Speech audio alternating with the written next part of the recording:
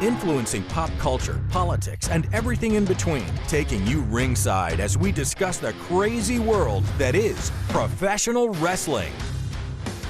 This is Going Ringside. Hey there, welcome to CW's Going Ringside here on CW17. I'm Scott Johnson, host, and very excited you could be with us because arguably the greatest wrestler in world history is with us tonight. Shawn Michaels, the Heartbreak Kid, also the head man at NXT. We're going to be talking to Shawn a lot in just a little bit. And then later on in this packed show, the guy you want to stay tuned for, maybe one of the most dominant forces in the history of WWE, just NXT right now. We're talking to Oba Femi is going to be here. You do not want to miss my sit-down conversation with Oba. Great interview, but we got to start with the Heartbreak Kid. Shawn Michaels. We're going to have a few interviews with him throughout the show, and I want to start with this clip because Shawn may be known as the businessman behind NXT today, but somewhat he's more known for being the bad boy of the 1990s. I asked Shawn about that. Here's what he has to say. Shawn, you have been, for a generation, the image of counterculture, go against the boss. That was what built your career and your icon status. Now you're kind of the boss. What has that dynamic been like for you? Well, I'm kind of. I mean, I'm head of NXT, but I'll say this: I'm still.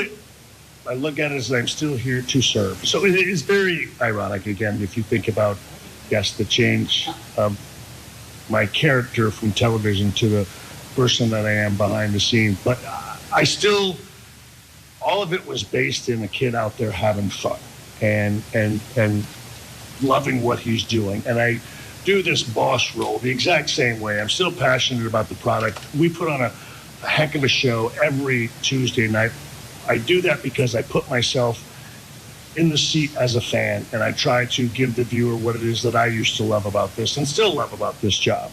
So again, I'll say this, I'm very thankful that I have the opportunity to be in charge of something that I love so much and that I don't consider work. Shawn, of course, produces NXT, which if you're watching us here on Tuesday, comes up after our show tonight. But Shawn became iconic for being the bad boy of the 90s, doing stuff on television every single week on Monday Night Raw that was pushing the envelope and going beyond it, beyond anything we'd ever seen. So before we come back to Shawn, and we'll be back with him in the next break, we got a lot more to hear from him, I wanted to talk to one of his contemporaries from back then. Remember Ken Shamrock, the world's most dangerous man? He was there when Shawn Michaels was starting D-Generation X. I asked him, what was it like with Shawn and DX back then? This is what Ken Shamrock told me. So early on in when you started with WWF, you did have some overlap with D-Generation X with Shawn Michaels and Triple H. What were they like to work with? I know Shawn was going through a lot at that point in his life. What were they like to work with? Shawn was just a pro. I mean, just an absolute pro. The rest of them, they were just guys that I worked with. I never had hard issues with any of them. Obviously, there was some that was became jealous because I had gotten put over, which means I was getting the win over some of them that had been there a lot longer. So when Ken was there, that's when Shawn was at his peak. He was the guy. This is right as Bret Hart and the drama there is happening. This is as Stone Cold Steve Austin is arriving. Then eventually Shawn goes away and comes back in the 2000s kind of almost as an elder statesman in WWE by that point, which he remains to this day. Coming up after the break, we continue our interview with Shawn Michaels. What the Hall of Famer says about which one of his matches should be in the Hall of Fame. Next on Going Ringside. Welcome back. So glad you could be with us and stick with us as we talk more about Shawn. Shawn's about to be back right now. I want to go to him. I've done another interview with him where we sat down. One thing he brings up that you want to hear what he says, it's not what I expected, his Mount Rushmore of pro wrestling. I was kind of shocked what he said. I kind of liked it. I didn't see it coming. But here's more. With the Heartbreak Kid himself, here's Shawn Michaels again. Well, I want to ask you about a lot of moving parts for you guys right now. TNA partnership you guys have over at NXT. You acquired AAA. A lot of talent are gone, like Dakota Kai. You've got a lot of moving parts. How are you guys at the company dealing with it right now? Look, the one thing about life here in the WWE is that we never slow down. There's always a lot of moving parts. I'm actually kind of flattered that it is something that we've been doing so well for so long, and NXT now is a part of that. But to your point, been taking on an awful lot here as of late with the collaboration between TNA and then, of course, AAA is now, as you mentioned, a part of the WWE, and we also have relationships with Noah over in Japan. So a lot going on here in NXT. We've still got Evolve that comes out of Orlando here, and also LFG. And so a lot of cool content coming out of the Orlando base of the WWE. We're very proud of everything we're doing here, and excited about the future of NXT, and obviously excited about this Memorial weekend. Culminating, with Battleground and then Raw and then NXT television. Shawn, WWE started adding matches to the Hall of Fame. You have so many iconic ones. Any of your matches that you come to mind that think maybe one day could make the Hall of Fame? Well, look, I think the one that everybody clearly easily goes to is myself and Undertaker. But I think they're, in my humble opinion, I think there are numerous others, but the good thing is I've still got 8 fingers left. So I've only got 2 Hall of Fame rings. And if they want to fill up the other 8, I have no problem with that. Shawn, I've noticed some of your contemporaries like Undertaker and Ric Flair recently talking about a Mount Rushmore of wrestling. Do you by chance have one? Yeah, I guess. I mean, I don't know. To me, I've always felt like they're just your personal favorites, I think. But I've got a few, I guess, but mine, date back to usually the mid '80s or late '70s. Any names that you can say?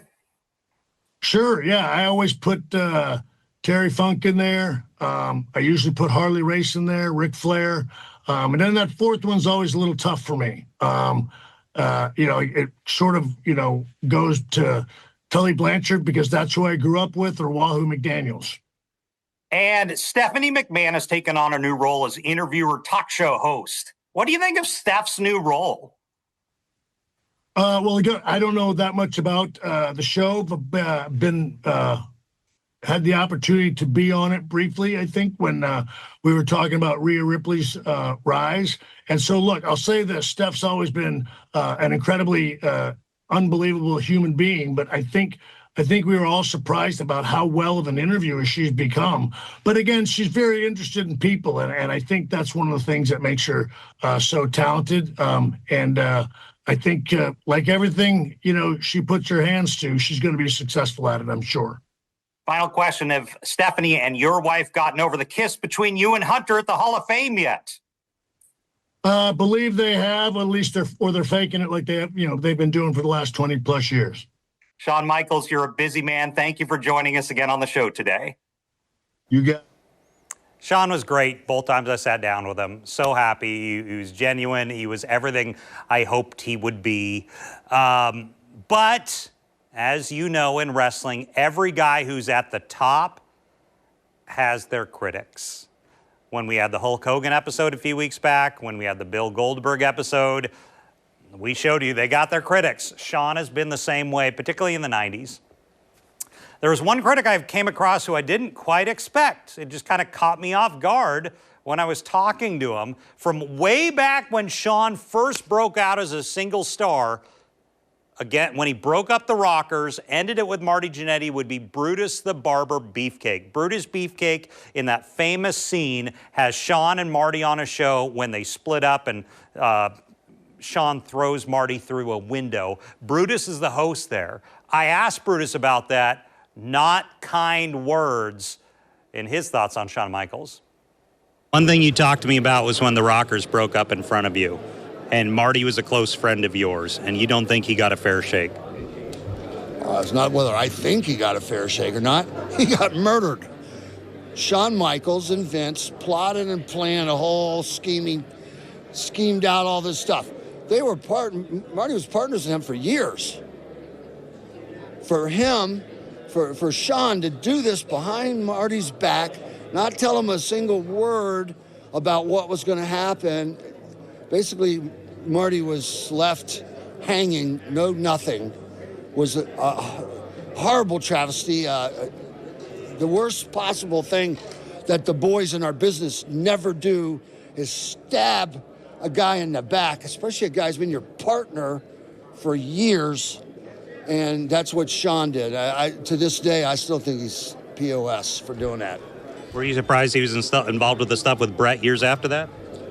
What's that now? Were you surprised Shawn was involved in the stuff with Brett years later? Not at all. That's, once a sneak, always a sneak. He was sneaky and doing that to Marty, and then he's sneaky doing stuff with Brett, and only out for himself. Not a team player, not a guy that helps with other guys and works together. For everybody's benefit. It's just the only thing he cared about was getting ahead. So Shawn's got his critics, as we showed you earlier. There is, Ken thought he was a true professional. Brutus, obviously not a fan. So Shawn has had a lengthy history, and with the good, you've got the bad. And I do want to turn it over now to the guy who's coming up in just a bit. The man at NXT, the dominant man, the man who wants to take a premium live event and take one to Africa, which has never really been done by WWE north of South Africa. A great interview coming up with Oba Femi. Well, we just heard from Shawn Michaels, the man in charge of NXT. Let's talk about arguably his most dominant star, that man right there, Oba Femi. Oba been a champion, been unstoppable really since he arrived in WWE and NXT. I think he'll go beyond NXT, just my suspicion. We talked to him a lot about his career, his big matches. He also has a few interesting thoughts. He's tired of these guys like John Cena and Randy Orton. I think he wants to put him out to pasture. I know Cena's almost retired, but you got to hear what he says about that, and also his interesting thoughts on WWE going into the heart of Africa, which the company's never really been done before, where Oba Femi grew up. He's got an interesting take on that, so here it is. Here's the man himself in NXT. Here is Oba Femi. Well, we're excited to be joined again by Oba Femi, world champ right now. Oba, thank you for joining us. Thank you for having me. Well, talk to me. Since last we talked, a lot has happened in your world. You were pretty dominant. Now you're fully dominant in NXT. What has happened for you in the last several months? Well, let's just say I went from holding one championship to holding another championship, so nothing much has really changed. I've kept the but game the plan victories have. There's been more of them. Yeah, there's been more people, but like I always prepare for my bouts, and I'm well equipped and well prepared. So when I win, it's not a shocker, it's not a surprise. You were so just powerful. When I talked to you last time, you were saying you don't get injured as much as a lot do. I mean, the body can take the punishment. It can, yeah. I'm one of the more durable ones. So let's talk about some of your matches you've had lately. Your biggest maybe threat was Moose, would you say? 100%. What was it like dealing with Moose, a guy your size? So Moose matched me in many aspects of the game, equally as intense, equally as big, equally as dominant. And it just came down to the wire and who wanted it more. And I guess I'm younger and I'm more hungry. So I came out on top. So when that match was going on, I mean, before it happened, you guys are face to face. Are you like, was there a different feeling in your mind about who you're now facing off with versus other people you've seen? I mean, yes, there was, but for different reasons. One of them would be because it was a dream match. It was a huge what-if match. That's not the type of thing you tune into NXT on Tuesdays and you just see. This was Oba Femi versus the Moose, from TNA, and it was a dream match that the fans asked for and wanted, and I'm glad they got to experience that more than I got to wrestle him. I do want to talk about main roster. We've talked about dream matches before, and I got to talk about the guy who's on top right now. We've talked about before with you as Gunther. Are you still interested in that match down the road? I am. Has to be for the right reasons. What do you mean by that? Not just because the fans said so. Okay. I have to want to fight Gunther. he has to want to fight me. There has to be a good reason. There has to be a good cause. Can't just happen because fans say it's a dream match. Because fans say it's a dream match. Gotcha. Who else? If I could catch John Cena, You would fight him on his way out if you could. I'll put him out. You would retire John Cena. I'll show him he's on the way out, so watch your step, you know? I would. CM Punk would be another good one. You would want to fight Punk. I would want to fight Punk. Difference in styles between you two. And that's what makes it so interesting. Why? Big man, different style. A big man, different style. Smaller guy, but very experienced, and he's carved out his own moveset, and he's well recognized within the wrestling ecosystem, and so am I. So those are the interesting scenarios. It's limitless what we can do. Another guy who's about your size, Randy Orton. Would you fight Randy? I would definitely fight Randy. Yeah. Just feel sorry for Randy, you know, his back, and yeah. I'll show him the door too. You would. It's about time. You would retire Randy Orton if need be. I grew up watching those guys. Yeah. And I think they've been on top for a very long time, and I think enough is enough. I think it's time for the new crop of superstars to rise up to the top. So you had mentioned something about the stereotype of big men. You're breaking that stereotype. Yes. What do you mean? The current big man is viewed as a lumbering buffoon who is gifted an opportunity solely because of the way he looks. I am here to tell the fans and condition them to believe that it's more than that the big man can talk, can wrestle, has charisma, can cut a promo, can hold a program. That's more than just, I'm not here because of just the way I look. I'm not here because I'm 6'5", 6'6", and 300 plus pounds and I passed the airport test. No, that's not why I'm here. Here because I'm an experience. The airport test? The airport test. So the airport test basically is when you walk into the terminal, do you turn heads? When you walk into a room, do you turn heads? Do people go, who's that? He looks important. That's the airport test. And I passed the airport test. Everywhere I go, I tower over everybody. But you don't want to just be that. No, you don't just want to be that. Because that's like having a Lamborghini just parked and not moving. Like, I'm useful. I'm more than just the sum of my parts. You had talked about an idea that you would maybe like to see them travel to Africa at some point. 1,000%. Yeah. 1,000%. Do. I still think the market is very untapped. I don't know if they know how crazy people go for this company over there, but when all they need is one show to make them realize. Do you think there's cultural concerns going into, they've been to South Africa, but yes. going into, you know, the inner of the continent? I'm sure there is, but like it's not anything that you can't find out. Mm-hmm. You can always fix fear of the unknown. What would the mood be like from the fans? I'm sure they would love to see something like that. Pure excitement and nothing more. And you grew up in that environment, so you know how jacked they are for WWE. Yes, I do, because I was equally as jacked growing up. Well, Oba Femi, it's been an absolute pleasure. Thank you for joining us on the show today. Thank you for having me, my friend. So glad to sit down with Oba, such a tremendous up-and-coming talent who we will continue to watch. And we'll be back in just a bit.